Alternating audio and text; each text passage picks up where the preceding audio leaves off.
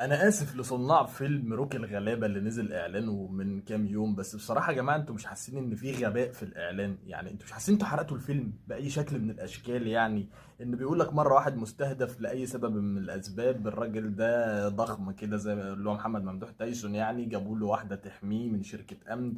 المفروض ان هي بتلعب MMA وان هي تحميه، وهيحصل ما بينهم مواقف من الناس اللي مستهدفاه، والمواقف دي طبعا كوميديه وغير كوميديه، ثم بعد كده هيحبها ويتجوزوا.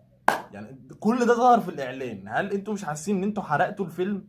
ان كل الناس فهمت القصه، ان ما حدش متحمس للفيلم ده بيقول ايه، يعني ايه اللي هيحصل من مشاهد مثلا فيها ضرب بقى ومش عارف ايه والكلام ده لدنيا سمير غانم وكده؟ يعني انا مش مهتم، انا خلاص انا بتفرج على الفيلم عشان القصه. انتوا حرقتوا القصه، فخلاص كده. يعني اللي عايز يخش الفيلم ده يتفرج مثلا على افيهين هيتقالوا وخناقتين بس، لكن القصه هو عارفها.